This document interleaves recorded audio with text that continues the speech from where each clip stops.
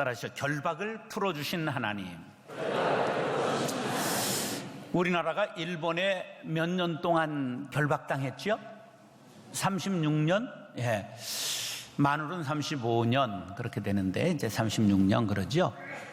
실제로는 한 70년 그렇게 지배받았죠.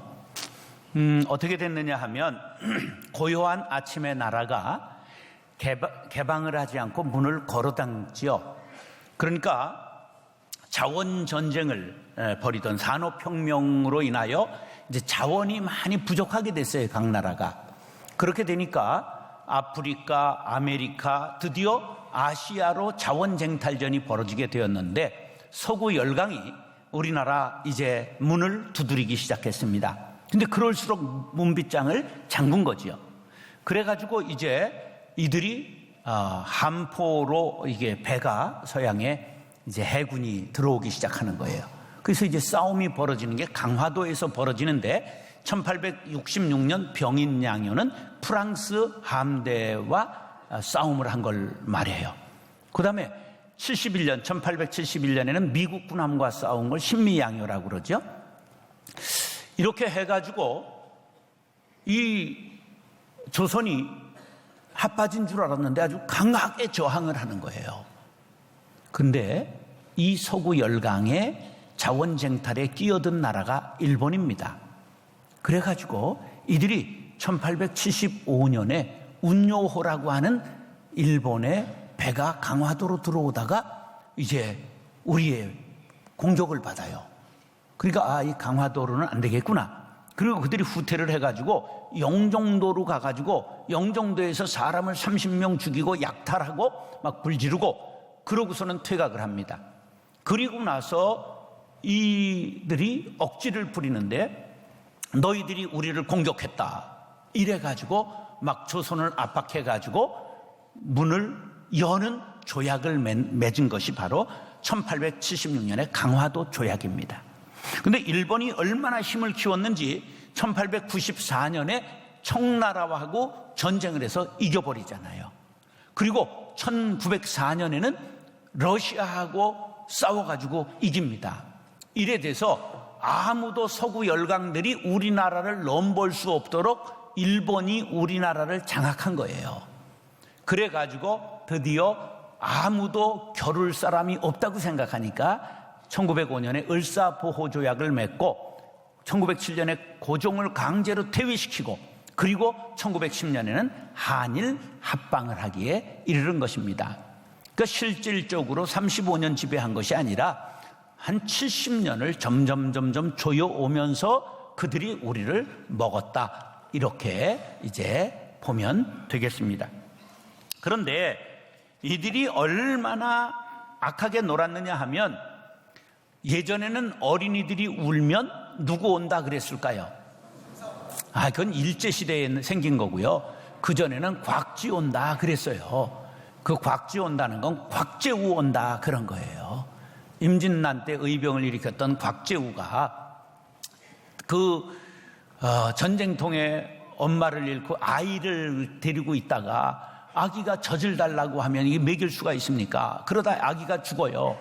그러니까 어린 아이의 우는 소리만 들으면 막 돌아버려가지고 막 들어가서 부숴버리고 이러는 바람에 어린아이들이 울면 곽지 온다, 곽재우 온다, 이게 우리나라의 민간에 퍼지게 되었던 거예요.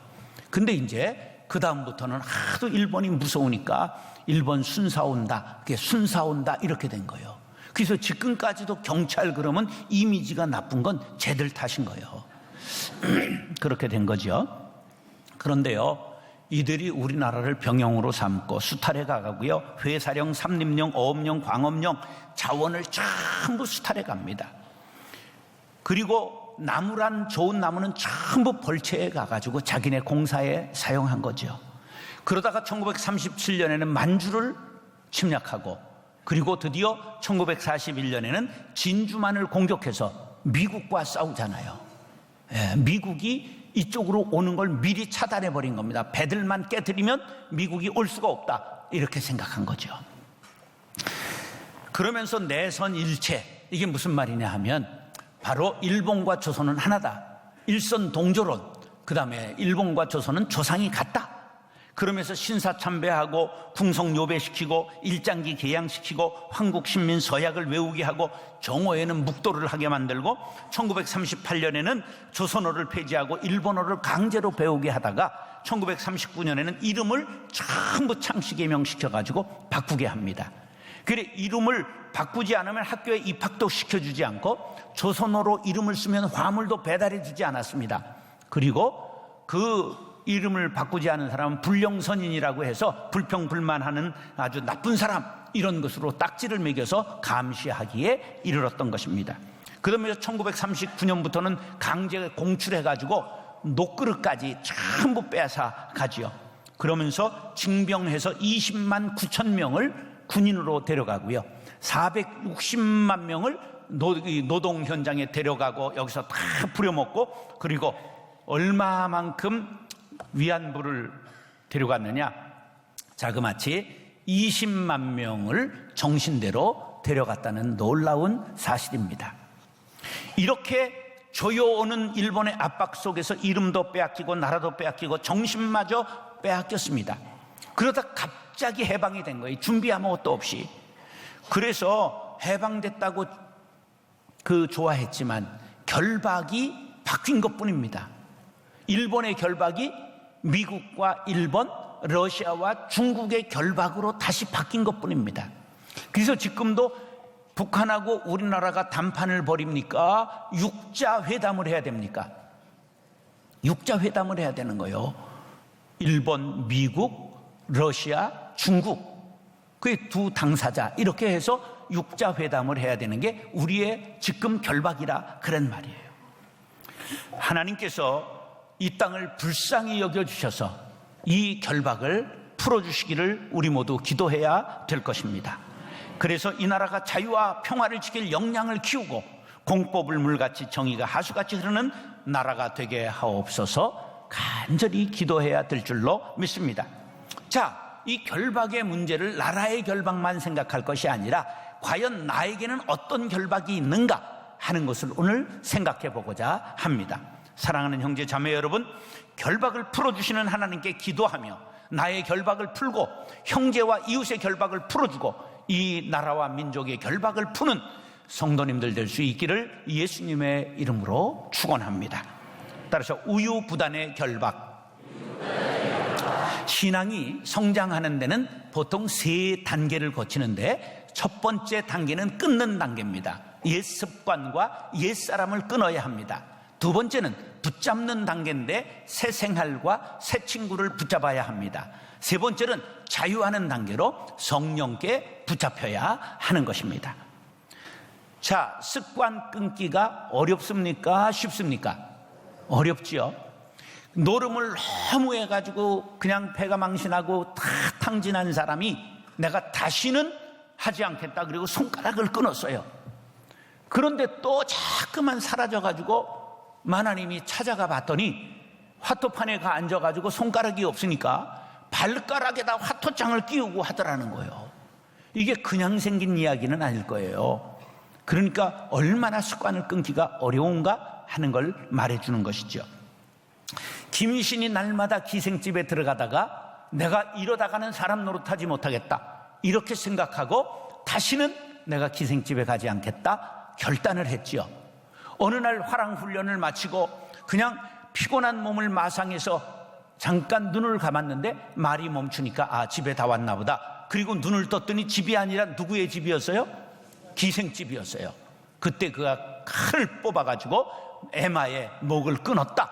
이 결단이 바로 삼국통일의 주역이 되게 하는 위대한 결단이었다. 이렇게 역사가들은 말을 합니다. 소도둑이 이제 붙잡혀가지고 감옥에서 형기를 마치고 나왔다가 얼마 안 되어 또 소도둑질 하다가 붙잡혔습니다. 그리고 형사가 취조합니다. 소도둑질 한 거 맞습니까? 그리고 난 절대 소도둑질 하지 않았습니다. 근데 왜 당신이 잡혀왔습니까? 나는 소도둑질 한 게 아니라 맨 끈이 있어서 그냥 당겼는데 소가 끌려온 것 뿐입니다. 뭘 끊어야 된다고요? 결박을 끊어야 합니다. 죄악의 끈을 잘라버리는 결단이 필요하다 그런 말입니다. 하늘을 두루마리 삼고 바다를 먹물 삼아도 다 기록할 수 없는 하나님의 사랑을 받으신 것을 믿으시면 아멘 하시기 바랍니다. 그러면 그 은혜를 갚으려고 노력해야 되지 않겠습니까? 시인은 이 은혜를 내가 무엇으로 보답할꼬 이렇게 고민하는 것으로 끝나지 않고 결단하고 있습니다. 내가 구원의 잔을 들고 하나님의 이름을 찬양하겠습니다. 구원의 잔을 든다는 것이 무엇입니까? 내게 주신 은혜, 내게 주신 축복을 기쁨으로 받아들입니다. 그러면서 구체적으로 내가 그 소원을 반드시 하나님 앞에 갚겠습니다 결단했습니다. 시편 15편 4절, 소원에 관해서 분명하게 기억해야 될 두 가지. 소원은 함부로 하면 안 된다. 소원은 했으면 반드시 갚아야 한다. 이 두 가지를 꼭 기억하시기 바랍니다. 자녀들을 위해서 괜히 은혜 받아가지고 자녀는 아무런 결단이 없는데 우리 아들 하나님께 바칩니다, 이렇게 했던 분들 있죠. 하나님이 취소하는 것 받으십니다. 근데 맨입으로 될까 안 될까? 안 돼요. 반드시 회개하시면서 하나님 앞에 예물 드리면서 취소 여러분들 헌금하시기 바랍니다. 괜히 내 감정으로 소원했다가 아이가 목사할 마음이 전혀 없는데 자꾸만 나는 너를 위해 소원했다 이래가지고 스트레스 주지 말라 그런 얘기예요. 목사는 자기가 해야 되는 거지, 자기의 결단이 있고 하나님과의 만남이 1대1로 있어야지. 하나님이 3쿠션 치셔가지고 엄마를 통해서 아들을 받으신다, 이거 잘 안 하시는 분이에요. 그렇게 하시고 우리는 반드시 소원은 함부로 하지 말아라. 소원했으면 반드시 지켜라. 그런 것들을 기억하시기 바랍니다. 초대교회가 사람들이 막 몰려들자 예산이 부족했어요. 그때 장로 후보가 둘이 있었는데 바나바라고 하는 이 후보가 얼마나 열심히 헌금을 하는지 집을 팔아가지고, 밭을 팔아가지고 전부 교회 예산에 바쳤어요. 근데 후보 또 하나가 있었으니 아나니아라고 하는 부자였어요. 그러니까 쪽팔렸잖아요. 그래가지고 아내한테 말했어요. 여보, 우리도 바쳐야 되겠다. 그러면 저쪽 밭 하나 팝시다. 그래서 저 파주에 있는 밭을 팔아가지고 바쳤어요. 근데 바나바가 1억 원을 헌금했는데 밭을 팔고 보니까 3억 원이 나온 거예요. 그러니까 머리가 싹 돌아갔어요. 여보, 이거 반만 바쳐도 우리가 바나바보다 많이 바치겠다. 그래가지고 둘이 짜고 반만 바치기로 했어요. 그래 이제 아나니아가 헌금을 가져가서 밭을 판 걸 가져왔습니다. 받으세요. 그러니까 베드로가 고맙습니다, 우리 기도합시다, 이래야 될 걸 이게 다요? 이렇게 물어본 거예요. 그러니까 그냥 답니다 이랬단 말이에요. 그랬더니 이게 팔아도 네 거고 팔지 않아도 네 건데 왜 거짓말 하느냐. 사람 앞에 한 게 아니라 하나님 앞에 거짓말한 것이니라. 그 즉시 급살 맞고 죽었어요. 뭐 했기 때문에? 하나님 앞에 거짓말했기 때문에.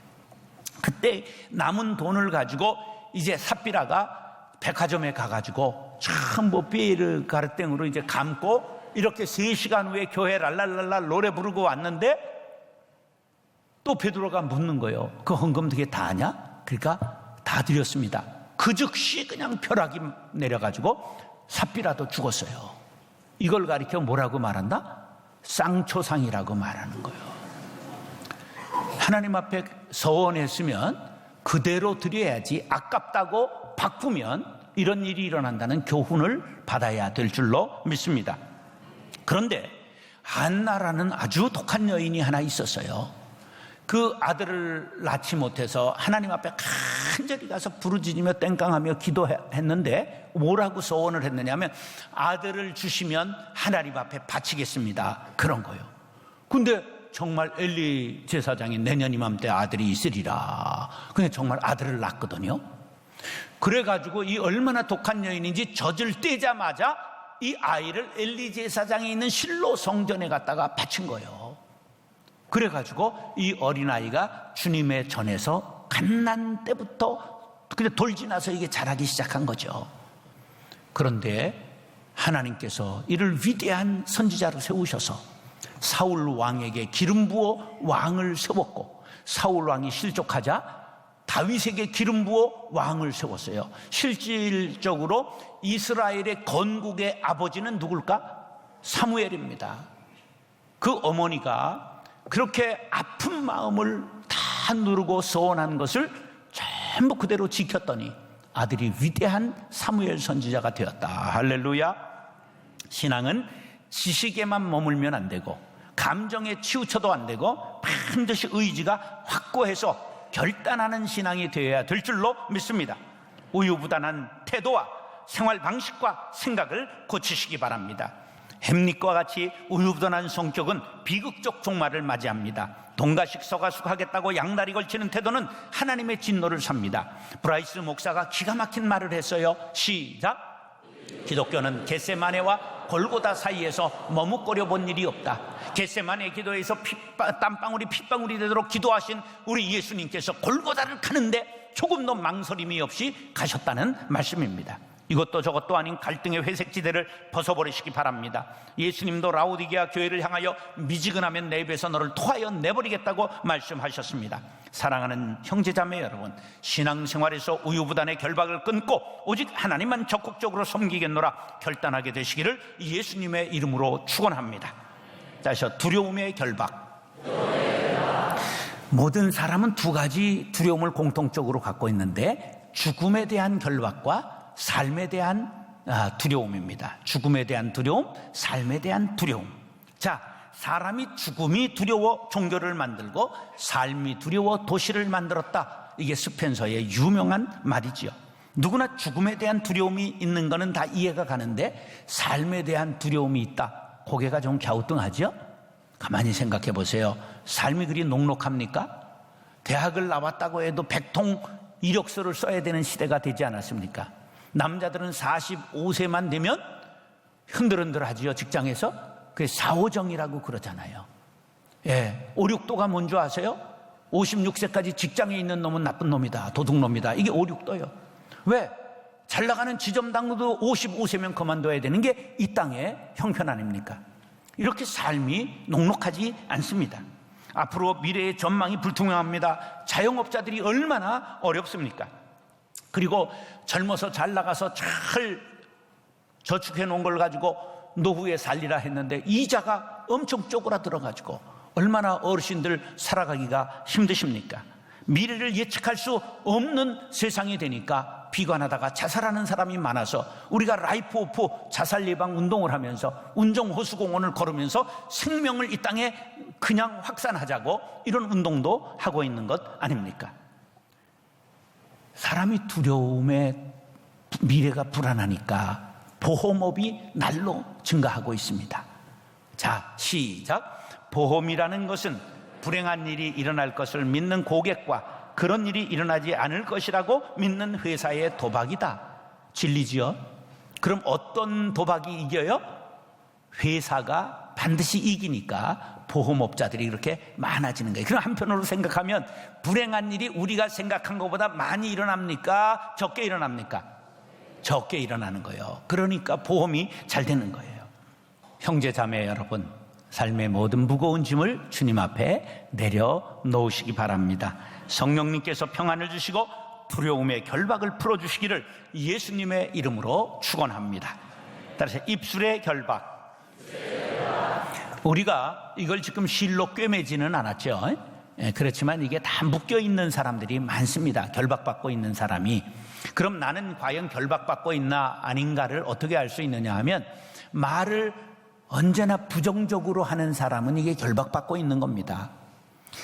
상대방이 말할 때 예, 그렇군요, 이렇게 순접을 해야 될 걸 아니에요, 이렇게 순접을 해야 될 것도 역접으로 받는 사람들이 있어요. 그게 아니고요, 이렇게 말하는 사람들 많아요. 우리는 아니요, 안 돼요, 어려서부터 아이들이 이걸 입에 달고 살지 못하도록 교육해야 됩니다. 그러면 늘 자기가 부정적이 되고 결박을 스스로 짓게 되는 것입니다. 윌리엄 제임스 박사가 유명한 말을 남겼습니다. 시작.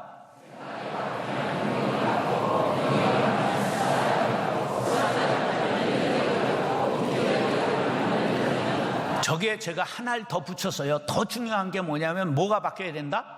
말이 바뀌면 생각이 바뀝니다. 생각이 먼저인 것 같지만 아닙니다. 우리가 말을 자꾸만 잘하면 생각이 바뀌게 돼 있어요. 그런데 저거를 한마디로 꿰면 말이 바뀌면 끝에 뭐가 바뀐다? 운명이 바뀌는 거예요. 어떻게 그렇게 잘 알아요? 여러분, 말을 바꾸시기 바랍니다. 할 수 있다, 하면 된다, 꼭 된다, 사랑합니다, 감사합니다, 축복합니다, 고맙습니다. 우리가 긍정적인 언어, 천국의 방언을 사용하면 우리의 운명이 바뀌게 될 줄로 믿습니다. 이것이 결박을 푸는 법입니다. 17절로 19절 시작.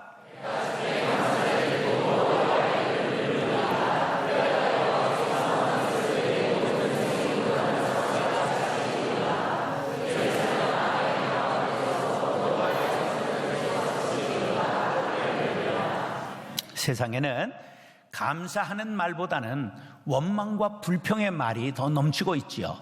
그럴수록 우리는 거기에 전염되지 않도록 감사와 찬송과 시와 찬송과 신령한 노래를 불러야 합니다.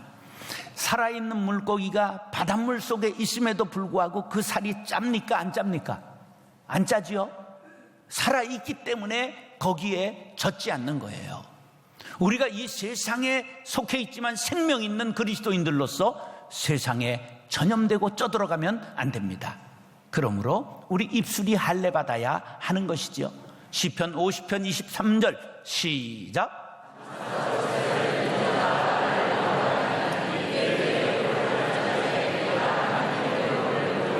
자, 여기 중요한 게 뭐냐면 감사로 제사를 드리는 자가, 감사가 제사의 제물이 된다는 사실을 기억하시기 바랍니다.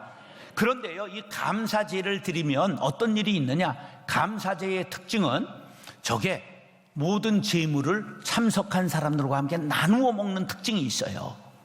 그러니까 우리가 감사하면 하나님께서 영광 받으시고 형제들이 기뻐하며 내게도 큰 보약이 된다는 사실을 믿으시기 바랍니다. 이 세상엔 작은 은혜를 입어도 그것을 평생 잊지 않겠다고 백골난망이라고 말을 하더라고요. 백골이 된 후에도 잊을 수 없다. 그런데 죄로 죽었던 나를 구원해 주시고 자녀 삼아 주셨다고 입으로는 말하면서 우리가 감사는 너무 인색한 사람이 아닌지 모르겠습니다. 에베소서 5장 4절 시작.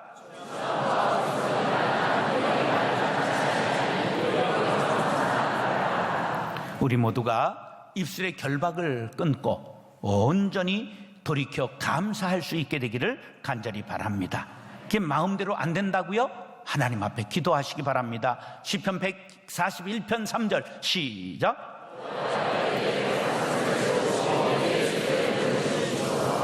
하나님, 입술의 결박을 풀어주셔서 감사로 제사를 드리게 하시고 말이 변하여 생명을 살리는 언어를 바라게 하여 주시옵소서. 간구하면 하나님께서 여러분들의 입술의 결박을 푸시고 덕스러운 사람으로 바꾸어 주실 줄로 믿습니다.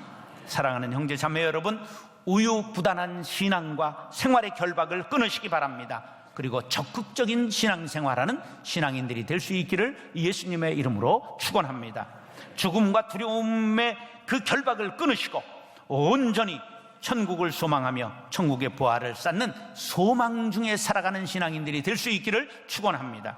입술의 결박을 끊고 감사로 제사를 드리며 하나님 앞에 영광 돌리고 형제들에게 유익을 주며 자신은 보람에 살아가는 성도들이 될 수 있기를 예수님의 이름으로 축원합니다.